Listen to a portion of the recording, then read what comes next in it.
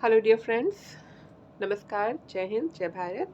मैं संजना साइमन एक बार पुनः एक नए टॉपिक के साथ में आप लोगों से मिल रही हूँ।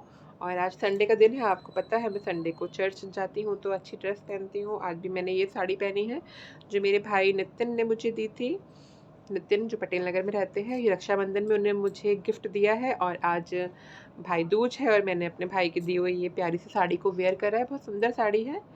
और आज का जो टॉपिक है वो मैं बहुत एक इम्पॉर्टेंट टॉपिक लेके आप लोगों से बात कर रही हूँ। ये टॉपिक है कि एक ट्रांस महिला के जीवन में जब प्यार की दस्तक होती है या कोई लड़का आपको प्यार के लिए अप्रोच करता है तो आप कैसे मतलब इस बात का अंदाज़ा लगा सकते हैं कि वो वाकई में आपसे प्यार कर रहा है, वो आपसे सच्चा प्यार करता है और आपको क्या करना चाहिए उस समय। वो डूज एंड डोंट्स जो है वो मैं आपको बताना चाहती हूँ। और ये मेरा अपना खुद का एक्सपीरियंस है, मैं अपने कुछ दोस्तों के साथ में भी इसको साझा किया है और उन सब के मिले जुले जो बातें हैं वो मैं आपसे शेयर करना चाहूँगी।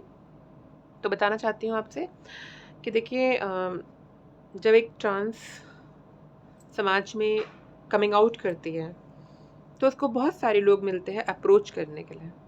बहुत सारे लोग उसको ये बोलते हैं कि आप बहुत खूबसूरत है, आप तो बिल्कुल लड़की जैसी हैं और मैं तो आपसे शादी करना चाहता हूँ, मैं आपसे प्यार करता हूँ, मैं जीवन भर आपका साथ दूँगा और दुनिया इधर से उधर हो जाए, मैं आपको नहीं छोड़ूँगा और आप बहुत खूबसूरत हैं। और सबसे बड़ी बात जो बार-बार वो लोग बोलते हैं, वो ये बोलते हैं कि अरे! आप तो ट्रांस लगती नहीं हैं, आप बिल्कुल ट्रांस नहीं लगती हैं, आपको तो देख के मैं पहचान ही नहीं पाया। तो मैं आपसे बोलना चाहूँगी कि जो इंसान आपको ये बात बोलता है कि आप बिल्कुल ट्रांस नहीं लगती हैं, आप तो बिल्कुल लड़की लग रही हैं और मैं आपसे शादी कर लूँगा, तो ये एक सबसे बड़ा झूठ है। अगर कोई लड़का आपसे इस चीज़ के साथ चलता है, इस चीज़ के साथ में स्टार्टिंग करता है, तो ये सर्वदा एक बिल्कुल झूठ है। आप ऐसे लोगों के ऊपर बिल्कुल भी ईमान मत लाइए, बिल्कुल भी बिलीव मत करिएगा। वो लोग सिर्फ़ आपको ब्लफ़ कर रहे हैं, आपके साथ में झूठा नाटक कर रहे हैं। वो आपको आपके साथ एन्जॉय करने के लिए आपको ये दिलासा देना चाहते हैं। क्योंकि वो आपको जब ये बताते हैं कि आप नहीं लगती हैं, इसका मतलब ये है कि उन्होंने आपको कहीं न कहीं जज कर लिया है कि आप एक ट्रांस हैं और आप नहीं लगती हैं, ये बोल के वो आपको खुश करना चाहते हैं। एक लड़का जो आपसे प्यार करेगा या एक लड़का जो आपके लिए राइट कैंडिडेट है, राइट इंसान है आपके लिए, वो ऐसा होगा जो ये जानता होगा कि आप एक ट्रांस हैं, जो आपको आपकी ताकत का, आपके अस्तित्व का एहसास भी कराएगा, जो आपको इस संघर्ष में आपका साथ भी देगा, जो आपके मेडिकल ट्रीटमेंट से लेके आपके डॉक्यूमेंट चेंज होने तक या आपके जो सामाजिक और व्यक्तिगत और जो मानसिक चैलेंजेस होते हैं उसमें वो आपके साथ साथ खड़ा होगा। वो आपको ये नहीं कहेगा कि अरे आप तो ट्रांस नहीं लगती हैं, आप तो बहुत सुंदर है, आप तो बिल्कुल लड़की जैसी लग रही हैं, आप ट्रांस नहीं लगती हैं। वो इन सब बातों की जगह वो ये कहेगा कि कोई बात नहीं, आप ट्रांस है तो कोई बात नहीं है, कुछ चैलेंजेस होंगे लेकिन हम मिल के इन चैलेंजेस को देख लेंगे, हम आगे चलने की कोशिश करते हैं, आगे आगे देखते हैं क्या होता है। एंड एज अ फ्रेंड मैं आपकी लाइफ में हमेशा आपके साथ खड़ा हूँ। जो सच को जान के सत्य के साथ में जब चलना शुरू करेगा ना, वो आपकी लाइफ में आगे काम आएगा। जो स्टार्टिंग में इतनी बड़ी-बड़ी बातें करेगा क्योंकि उनको नहीं, किसी को भी नहीं पता होता है ट्रांस की लाइफ में चैलेंजेस क्या है। इवन जब हम अपना ट्रांसफॉर्मेशन करवाने के लिए निकलते हैं, तो हमें खुद को भी नहीं पता होता है कि हमारी लाइफ में कितने चैलेंजेस होंगे, कितने चैलेंजेस आएँगे। मैं एक बहुत अच्छी नौकरी कर रही थी, एक सम्मानित स्कूल में पढ़ा रही थी, बहुत सारा पैसा मैंने इकट्ठा कर रखा था। लेकिन मेरे जीवन में भी कुछ ऐसा उतार-चढ़ाव आया जो बिल्कुल मैंने सोचा भी नहीं था कि ऐसा भी हो सकता है कि कोरोना आ जाएगा और मेरे डॉक्यूमेंट्स चेंज नहीं हो पाएँगे और मेरे को जॉब नहीं मिल पाएगी कोरोना की वजह से। और वो इतना ज़्यादा डाउनफॉल हो गया, इतना नेगेटिव फॉल हो गया, वो सब कुछ अनप्रेडिक्टेबल था, मैंने कभी नहीं सोचा था और वो हो गया। तो इसी प्रकार से संघर्ष जो है वो बता के नहीं आते, सबकी ज़िंदगी में अलग-अलग प्रकार का संघर्ष आता है। हमें एक ऐसा दोस्त चाहिए, हमें एक ऐसा पार्टनर चाहिए जो उस संघर्ष में हमारे साथ खड़ा हो, उस संघर्ष में वो हमारी हेल्प कर सके, क्योंकि संघर्ष हमारा है, हमें ही लड़ना है। ना तो हमारी माँ लड़ेगी संघर्ष को, ना हमारे पिता लड़ेंगे, ना हमारा कोई दोस्त लड़ेगा। तो जब कोई नहीं लड़ेगा तो हमारा हस्बैंड भी ज़ाहिर-सी बात है वो भी नहीं लड़ेगा।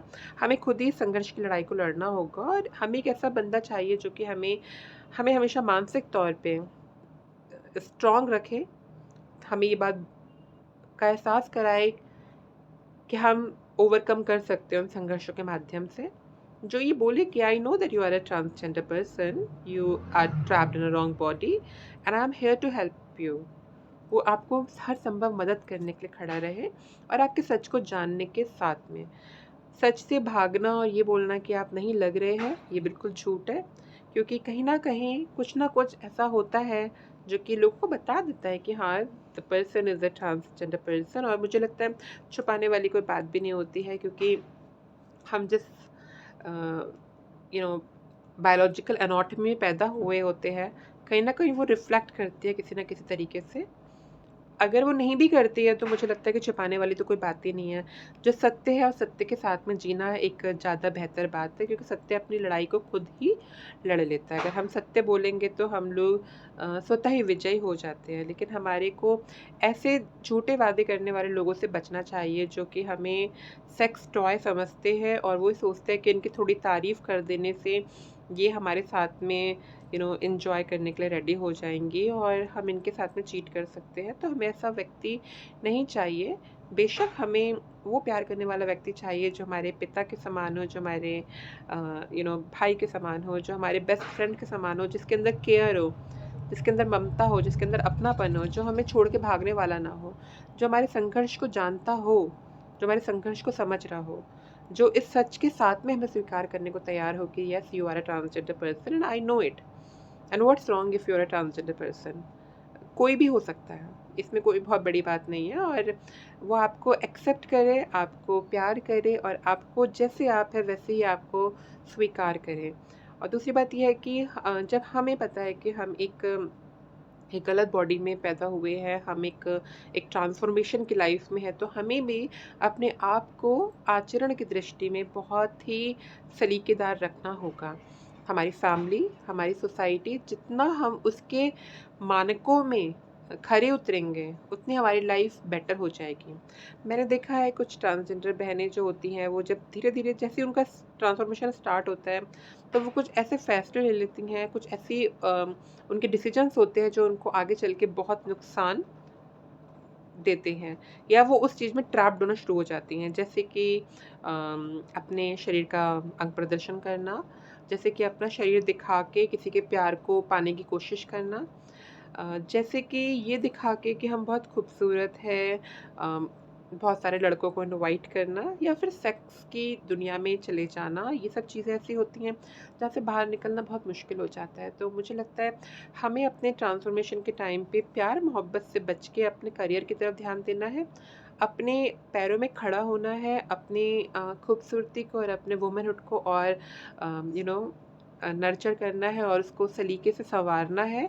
हमें सिर्फ़ लड़की नहीं बल्कि बहुत खूबसूरत, बहुत शालीन, बहुत सभ्य, बहुत ज़हीन लड़की बन के सामने आना है, ताकि जो लोगों ने हमारे ऊपर पॉइंट आउट किया है कि तुम गलत कर रहे हो, हम उनको ये बता सकें कि नहीं, एक्चुअल में कुछ गलती हो गई थी और उसको हम सही कर रहे हैं। और ये गलती पूर्णतः परमेश्वर की तरफ से नहीं हुई है। मैं तो इस बात को बिलीव करती हूँ, स्ट्रॉन्गली बिलीव करती हूँ कि भगवान ने ऐसा नहीं बनाया है, क्योंकि भगवान ने इंसान को अपनी आत्मा दी है और आत्मा का कोई जेंडर नहीं होता है। शरीर तो हमें हमारे माता-पिता से प्राप्त होता है ना, शरीर तो तब है जबकि भई मम्मा का एक बॉडी पार्ट और पापा का बॉडी पार्ट, वो दोनों जब आपस में फर्टाइल होते हैं और उसके बाद में एक बेबी आगे बढ़ता है, माँ कंसीव करती है, तो वो सब कुछ बहुत बायोलॉजिकल चीज़ें हैं। तो मुझे लगता है कि हमारा शरीर जो है वो पूर्णतः हमारे माता-पिता और हमारे माता-पिता के जीन्स और उनके डीएनए और उनके क्रोमोसोम्स के ऊपर डिपेंड करता है कि हम कैसे हैं, क्या चीज़ नहीं है, ये सब कुछ उनके ऊपर डिपेंड करता है। हमारा बायोलॉजिकल जितना पैटर्न है वो पेरेंट्स के और हमारी हेरिडिटी के साथ में चलता है। बेशक से परमेश्वर ने हमें अपनी साँसें दी हैं, हमें अपना आत्मा दिया है और उस आत्मा को, साँस का कोई जेंडर नहीं होता है, वो तो अजर है, अमर है, जो हमारे अंदर आज भी है और हमने उसके साथ में कुछ गड़बड़ी नहीं करी है।